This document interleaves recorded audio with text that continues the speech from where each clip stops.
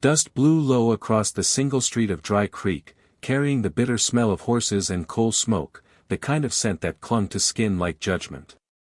Clara Mae Thompson stepped down from the wagon's edge, her boots sinking in the ruts where countless wheels had carved their mark.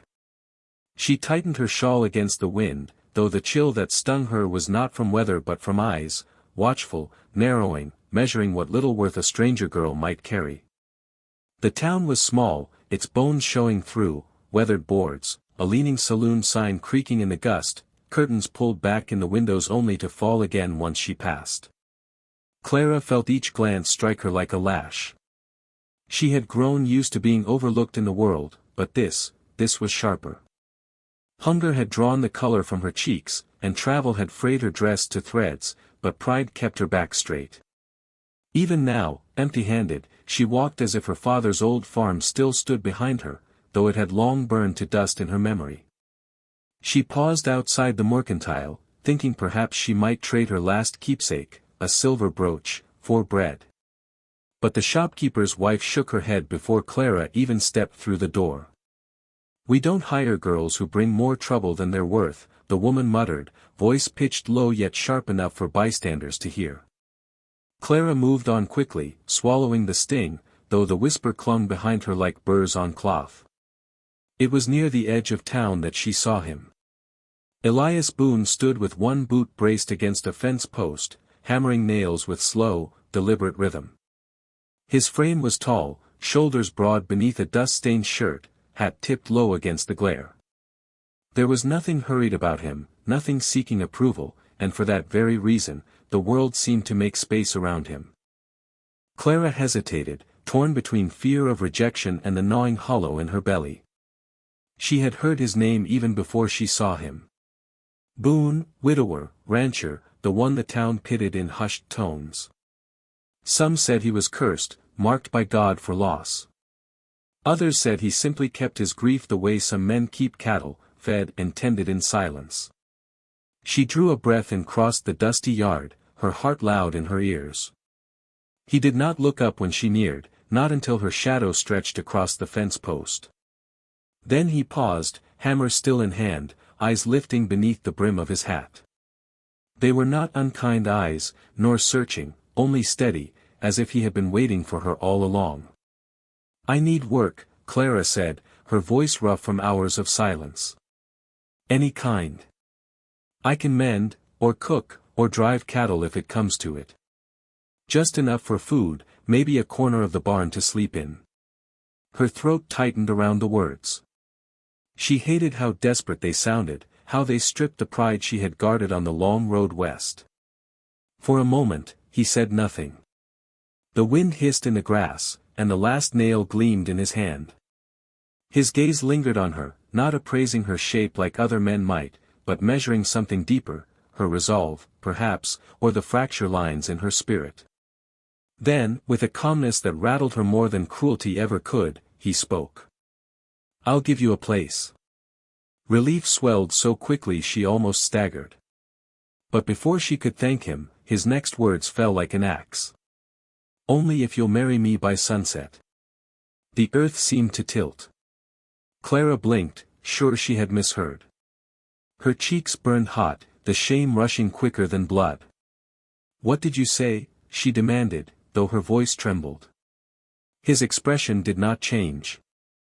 "I said I don't hire help. I take a wife. If you want shelter and food, you'll have both. But it won't be as a hand. It'll be as my bride." Her hands curled tight around the folds of her shawl. In town, a door creaked open, someone pausing to watch. She felt their eyes prickling her back, waiting for her to falter, to prove herself as desperate as they whispered she must be. "You mock me," she said, breath sharp. "I come asking for work, not a bargain for my name." Elias leaned on the fence rail, quiet as ever. "No mockery. Work won't keep you long in this place. Folks are quick to turn their backs. But a wife, they'll think twice before casting stones at a man's household." His gaze held steady, unyielding, yet not cruel. "I don't ask for love. Only that you stay. Clara shook her head, unable to find words. Anger swelled, then shame, then something else, something she could not name. She turned sharply, skirts snapping against her legs, and strode back toward town, leaving the sound of his hammering behind her like a heartbeat she did not want to hear. By the time the sun sank low and shadows stretched across the single street, she had found no bed, no mercy. The saloon door shut in her face, the church pews too watched by prying eyes. She stood at the far edge of town where the land opened wide and empty, where coyotes called in the distance. Hunger gnawed deeper, but it was the loneliness that hollowed her more than want of food. And in the darkening sky, she saw again the look in Elias Boone's eyes, not hunger, not mockery, but a steadiness that unsettled her all the more. By moonrise, with no fire to warm her and no roof to shield her, Clara asked herself if a man's strange proposal was not a trap but a doorway, if survival demanded surrender, or if surrender might, somehow, be another kind of strength. She did not yet know the answer, but the night pressed it closer with every whisper of wind across the plain. Morning crept into Dry Creek with a brittle light, pale and watchful, as if the town itself waited to see what Clara May Thompson would do. She woke stiff from the cold ground at the edge of the road, dust clinging to her hem, and rose with a slowness born of hunger and the weight of decisions she had no wish to make. Already voices stirred in the street. A woman drawing water leaned close to her neighbor, whispering. Clara caught only the tail of it, sunset, wife. Boone, but the sting was sharp enough. Word had traveled fast, quicker than fire through dry grass. The whole town seemed hungry for her shame. She brushed the dirt from her skirts, straightened her spine, and walked back toward the ranch. Not for surrender, she told herself, but for answers. The sight of Elias Boone's land rising against the horizon struck her with its solitude. The barn stood weathered but sound, the corral empty save for a restless bay horse. And there he was again, axe in hand, splitting logs with measured strength.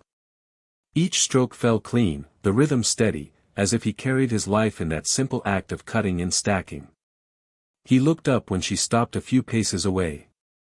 His face held the same quiet composure, as though he had expected her. "I'm not here to say yes," she began, voice taut. "Not yet. I need to know why you'd ask it of me." The axe fell silent against the block. Elias leaned on the handle, considering her with that same unreadable calm. "Because I don't need help. I need someone who won't walk away. This house, this land, it doesn't keep a man alive by labor alone. It keeps him with company." She searched his face for jest, for cruelty hidden beneath the solemn tone, but found none. Only a stillness that unnerved her. "Your wife, she's gone." He nodded once, slow. 3 winters now. The ground still hasn't let go of her. His voice carried no tremor, yet the truth of it pressed heavy in the air. Clara wrapped her arms around herself, unsure whether to pity him or fear the hollow place his grief had left. "And you think a stranger will mend that?" "I don't think it can be mended," he said simply. "But a stranger who chooses to stay might build something new. I offer you a name, a roof, and protection from those who turn you out. You'd offer me your presence. That's the bargain." His words, stripped of romance, struck harder than any sweet courtship could have. She turned away, restless, and her gaze landed on the town beyond, where shapes were already gathering, Mrs. Dalloway with her shawl drawn tight, the blacksmith leaning in his doorway. Their stares reached across the fields, sharp as rifle sights. "You've given them talk," Clara said bitterly. "They call me desperate already. Now they'll laugh when I wear your ring." "They'll talk either way," Elias answered, his tone unshaken. "But if you take this step, their words will not feed on you. A wife is harder to scorn than a beggar." Her breath caught, torn between anger and an ache she could not name. She had spent years running from hunger, rejection, and the cruel tilt of men's eyes. To bind herself to a stranger felt like the final blow to her pride. And yet, The thought of shelter, of not being a hollow figure scorned on the roadside, drew her nearer to his words. All day the whispers swelled. Clara mended a tear in her shawl by the well, hearing children sing crude rhymes of Boone and his beggar bride. The sheriff tipped his hat but looked away quickly, as though unwilling to intervene. Mrs. Dalloway's voice rose clear, "By sunset, she'll take the ring, mark my words. Some women will do anything not to starve." The gossip twisted through the air, choking her. By late afternoon she stood once more at the ranch, hands trembling as she folded the shawl tighter. Elias was waiting near the porch, the lowering sun painting his figure in bronze and shadow. "You said by sunset," she whispered. "And here it is." He stepped forward, slow, deliberate, and for the first time his voice softened. "Not for my sake, Clara May. For yours. You can turn back and leave this place behind. Or you can stay, and begin again. But you must choose." Her heart beat loud, as though the town itself leaned close to hear her answer. Shame pressed heavy, yet beneath it stirred a fragile ember of something else, dignity, not borrowed from their approval, but claimed by her own will. She lifted her chin. "Then I'll stay." The preacher was fetched, the crowd drawn like moths to fire. They stood in the yard as the sun bled red across the sky, a hush falling over the watchers. Clara's voice shook as she spoke her vows, yet she did not falter. Elias answered in his low, steady tone, and when the words were done, silence held the town in its grip. He did not claim her with force, but with a reverent touch, his hand closing gently over hers.